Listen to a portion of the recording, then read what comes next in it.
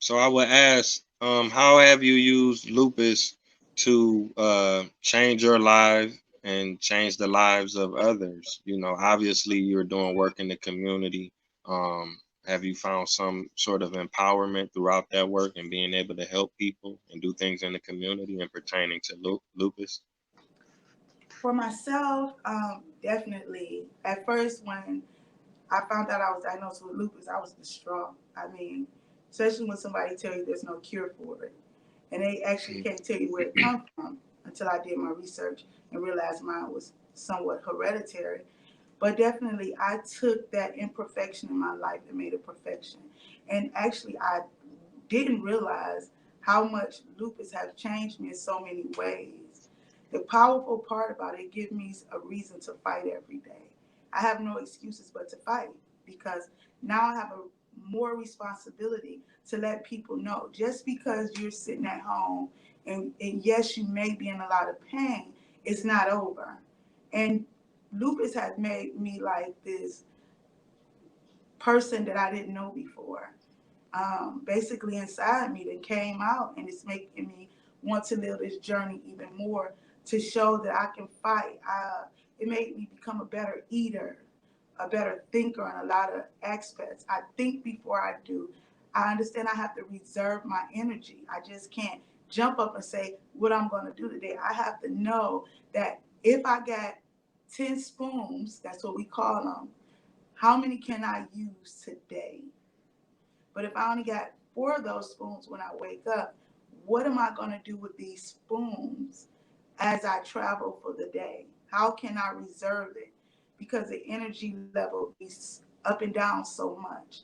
So I basically have to determine what I'm going to do with the energy for the day and what I'm not going to do. But to answer about the community, it definitely made me want to show that no matter what you're going through or how you're going through, you can still get out there and fight. And adversity, just like lupus, doesn't have a face.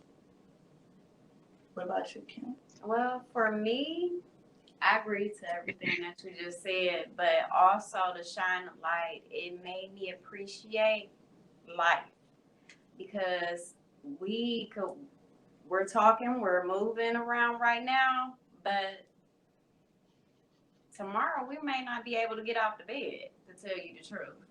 So when she talk about using the spoons and using them wisely, it makes you very appreciative. It's some of us that have lupus that can't work a job because they are extremely fatigued, or because our systems are so sensitive, they have food irritability problems and they have to eat so many times out of a day. Most jobs are not accommodating to people that have disabilities or health issues.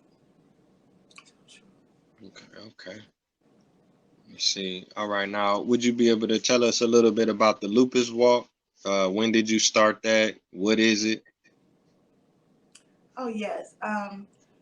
In 2019, Stepping with a Vision hosted our first annual Lupus Walk.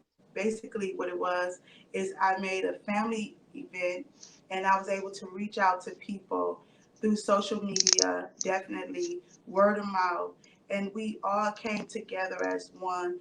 We paraded around, we raised money for the organization, and we also had very important speakers there that talked about the way you eat, living with lupus, and we just shared our journey to let the community know and be more aware of what's going on with a person who's living with lupus. And not just the person who may be living with lupus, but lupus involves the whole family.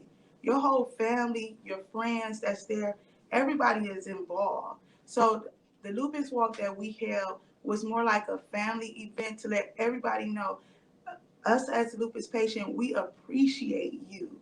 That's that stands by us. Like my children, my mother, my siblings, my cousins, those who stand by me and give me support. Because, like Kim said, there are days where you cannot get out of the bed, and I'm just going to hit on it just a little bit. In 2012, um, a year after I was diagnosed with lupus, I became very ill. And everything in my life changed drastically after one procedure. I wasn't able to work anymore. I was off work for 3.5 years. I had to make it work. And it was so hard. But to have family there to support you in any way they can was it very important. So to put this lupus walk together, not only was it to bring awareness about living with lupus in the community, it was about gathering family members to tell them how much we appreciate them for standing by our side. Because there's no cure for lupus, and maybe tomorrow I won't be here to tell my family and friends and my children thank you for standing by me. So that was one way I can bring everybody together, even strangers I didn't know that I met during that process. And I was really overwhelmed with joy because for the first time that we put this lupus walk together for Stepping with a Vision, it was basically a trial, and the trial became amazing. I was so shocked how so many people came out and was involved with it. And to tell you the truth, I had to walk away from everybody and cry because I couldn't believe it. I couldn't believe it with so many people out there in support. Through social media, you don't see anybody. So anybody can click that heart or that check. But to actually see people I never met before in life come out and be a great support, not just for me, but they brung their family members. It was some people that walked up to me and said, I suffer too with lupus, but people don't understand me. How do you get people to understand you? And I said, it's people that don't understand me. I'm just going to make them understand. And I'm going to tell them what I'm going through. So if there is a cousin or friend that's laying on the couch and is ashamed of what they're going through, I want to let them know it's okay. You're not alone. Okay, okay.